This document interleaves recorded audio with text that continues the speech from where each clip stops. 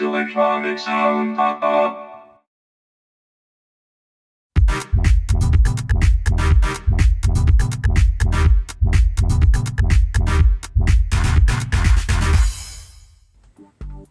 Hello and welcome. In this episode we will deep dive into this unit, the KORG Volca Sample, the digital sample sequencer released by KORG in 2014 as the fourth Volca in the KORG Volca series. It uses pulse code modulation, PCM samples with a maximum polyphony of 8.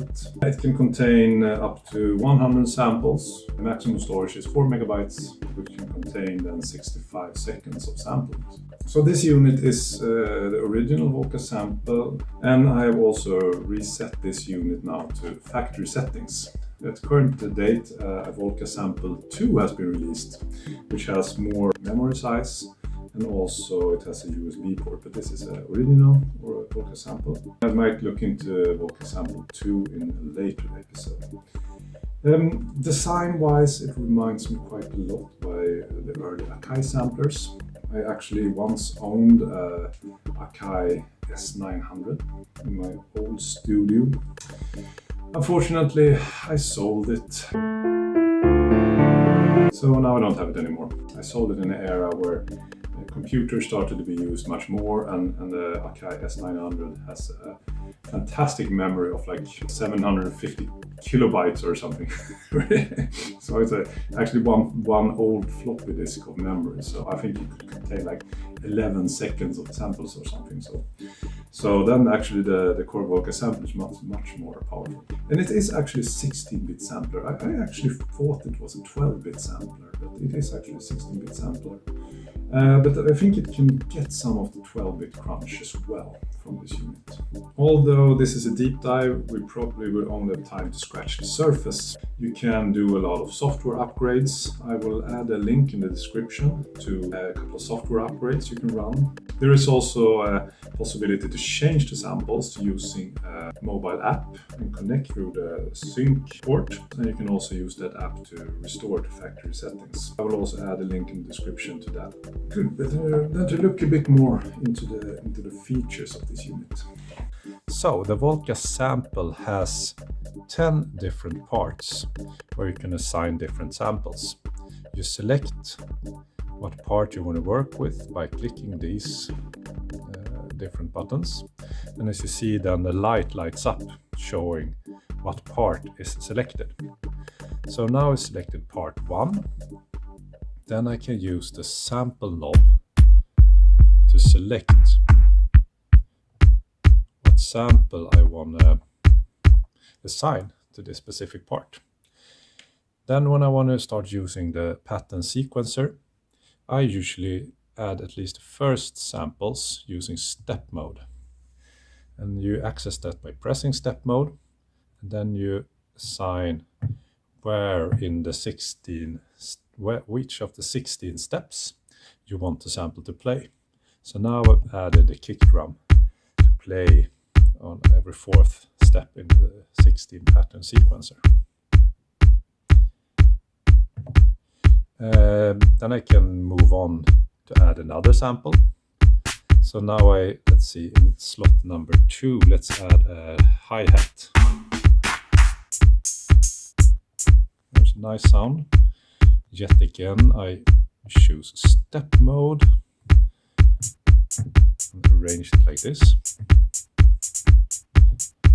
Then I can move on to the next part. Let's add a hand clap or a snare.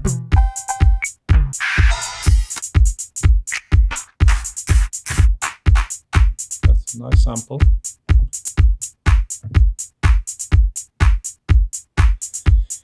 And then let's add more samples. This is a lot of fun.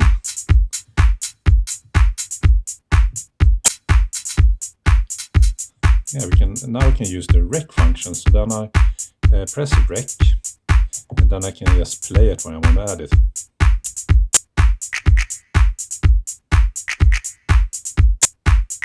I accidentally added part 5, but that sounded also good.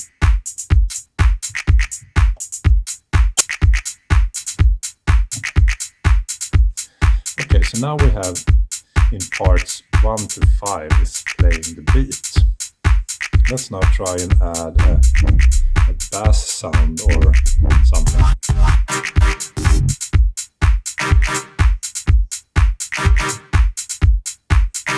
Alright, let's add this chord.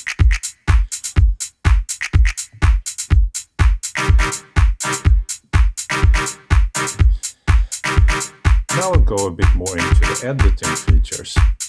So now first I select part number 6. And for example, I can alter the starting point when the sample should start. I can add it a length if I want a shorter sample. I also have a low pass filter. I can add the pitch of the sample.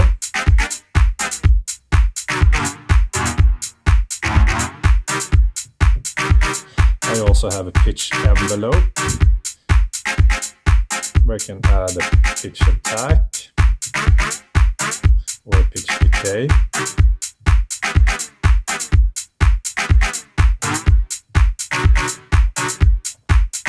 But I don't think I'll add that for now. I also have an envelope for amp, so I can change the level of the sample. I can change the pan from right to left. I also have a pitch amp attack or amp decay.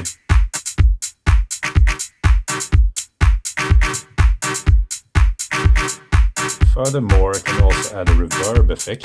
And to add that, I have to press Func and Reverb and select the part, and then I can increase reverb using the reverb mix.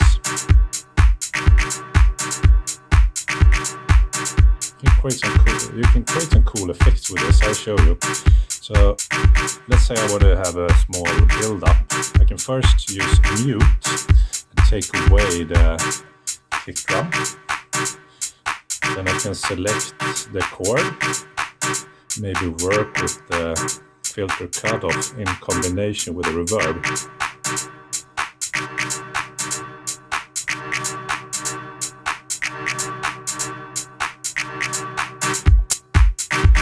Oh, that's quite cool. Let's add some more samples while we're at it. And add this. And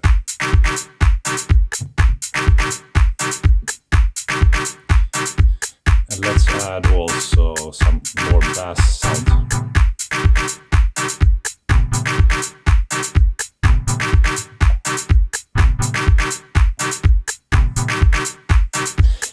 More controls, you have the tempo.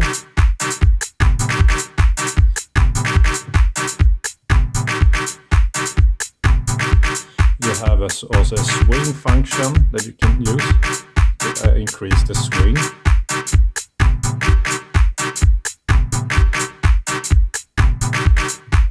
I should also mention you have the analog insulator, which is basically an equalizer.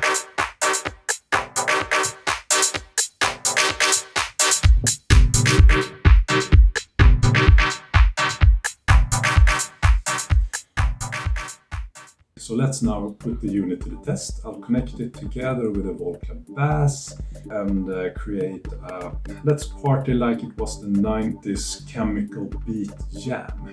Let's go.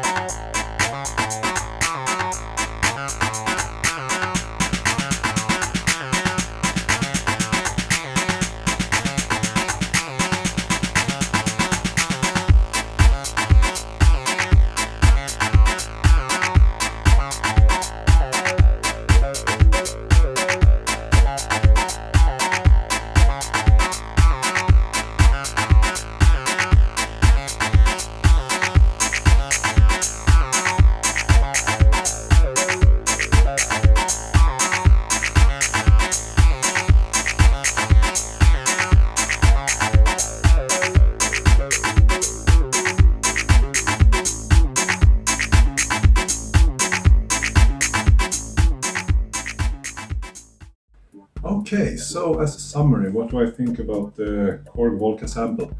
I would probably not use it as a workstation. I think for my final productions I would probably still use a computer, but it's really great for creating ideas and it's really fun to play with.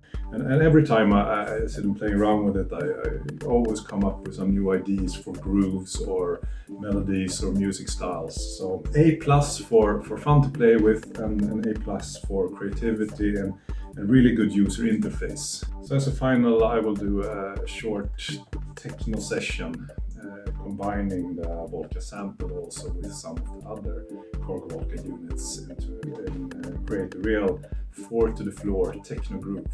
Let's go.